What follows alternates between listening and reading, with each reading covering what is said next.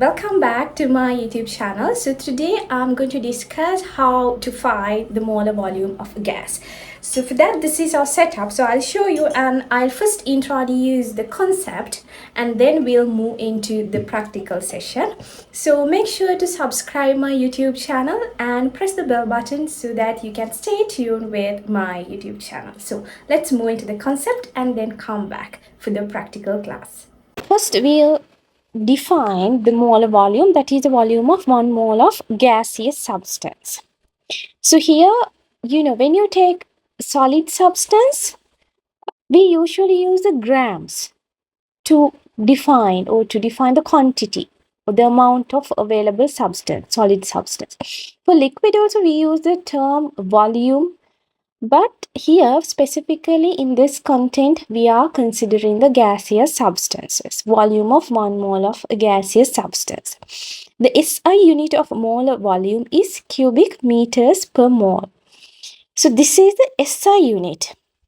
But you'll see when you do the chemical calculations related to molar volumes, you are considering the unit cubic decimeters per mole.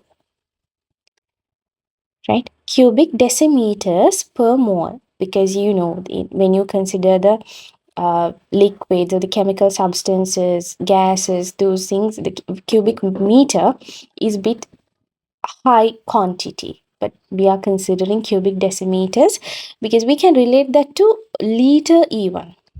1 cubic decimeter is equal to 1 liter.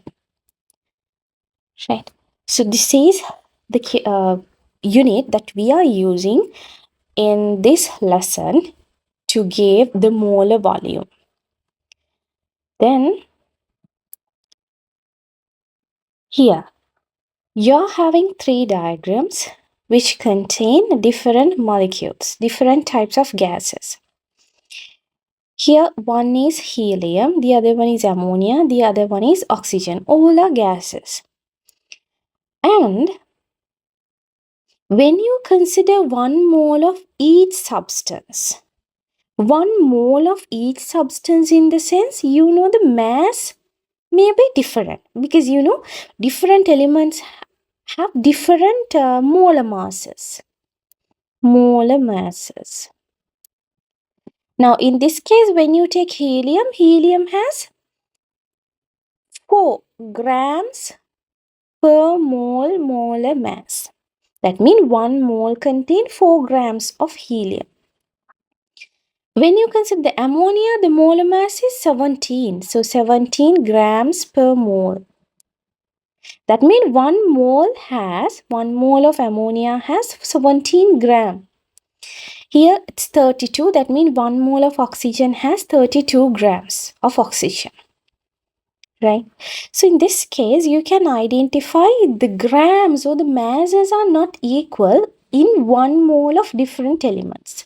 But when you consider the number of molecules or the content, the number of particles, if they are equal, you may have equal volume as well. So that's why this 22.4 is given for standard temperature and pressure. The standard temperature and pressure, the STP stands for standard temperature and pressure. At this temperature and pressure, you have what is the standard temperature and pressure? Standard temperature is 0 degrees Celsius or 273.15 Kelvin. Kelvin temperature, absolute temperature. When you consider standard pressure, it's 1 atm pressure. So in this condition, standard temperature and standard pressure, you will see 1 mole of any gaseous substance will have 22.4 cubic decimeter volume. So here they have mentioned it as liters, but 1 cubic decimeter is equal to 1 liter. Right? So this is a constant at this temperature and pressure. But if the temperature and pressure changes, you may get different values. So hope you can understand about the molar volume, that is the volume of 1 mole of substance.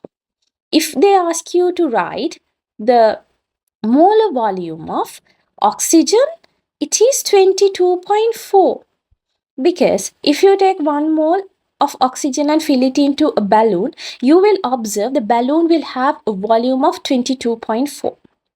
If you take 1 mole of ammonia, yeah, of course, again you'll see a volume of 22.4.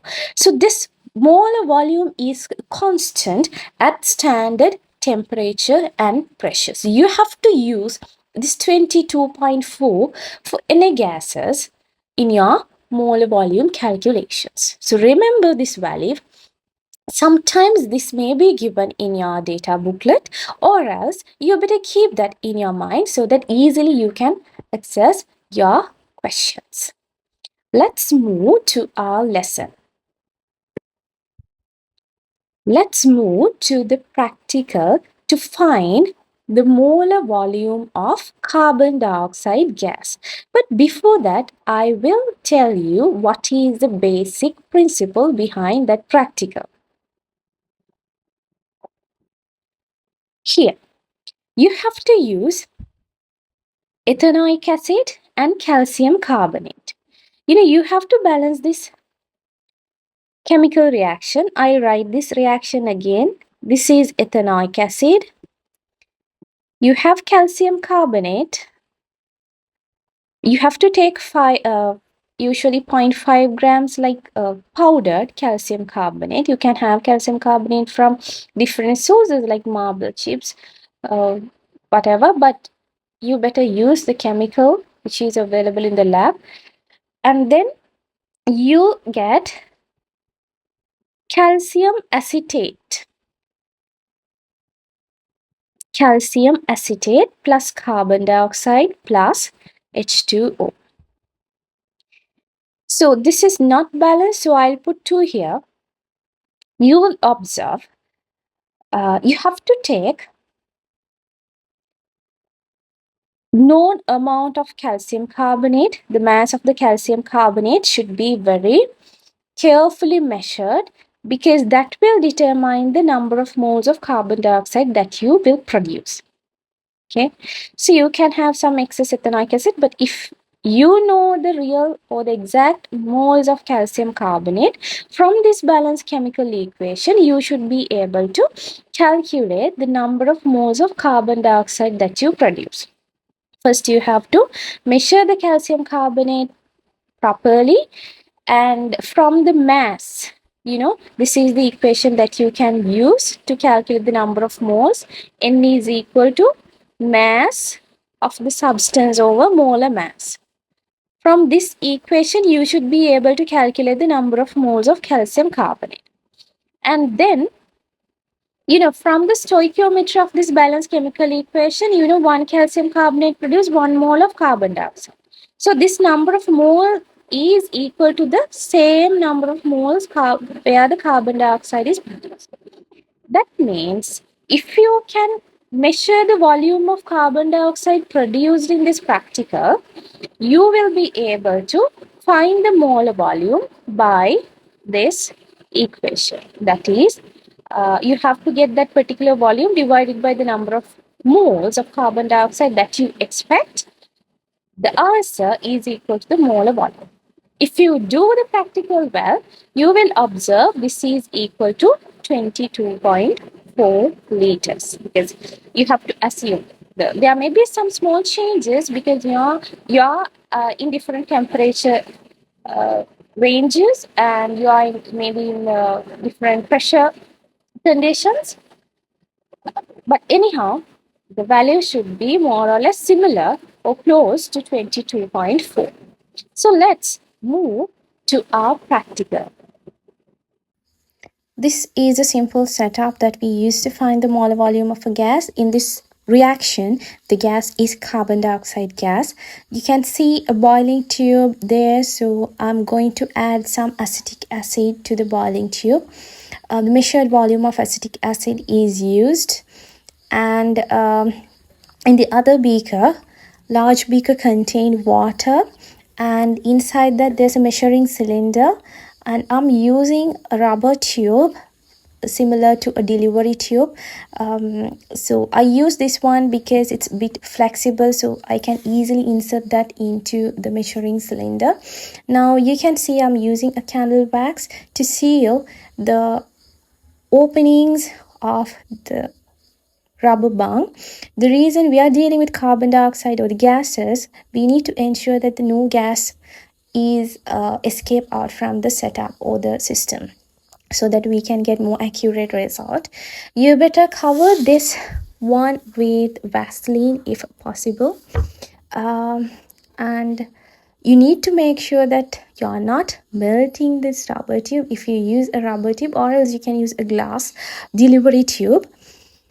Now we need to add calcium carbonate to this boiling tube, and just after you add calcium carbonate powder, you have to close this boiling tube with the rubber bung and make sure to measure the mass of the calcium carbonate, and that is a crucial one. So you need to get the very correct mass of the calcium carbonate sample that you're taking, because accordingly you need to build up the stoichiometric relationship and calculate the number of moles of carbon dioxide that you release. So suddenly I'm going to add this calcium carbonate. So at the same time I need to close it. There may be some carbon dioxide gases emitted, but anyhow you need to make sure that you're having the maximum amount there. So you can see carbon dioxide or the gas bubbles are releasing into the measuring cylinder. So you need to get the initial reading of the measuring cylinder before you do this reaction. Then you need to give a small shake for the boiling tube so that you can ensure all the calcium carbonate has been reacted.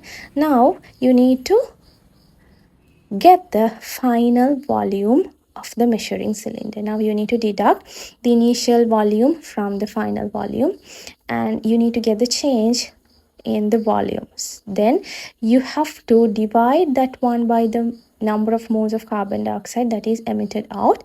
So you may have dissolved some carbon dioxide in this beaker, so that is an error. This is the end of our practical. Thanks for watching. If you found this video helpful, please give it a thumbs up and leave a comment below with any questions or feedback.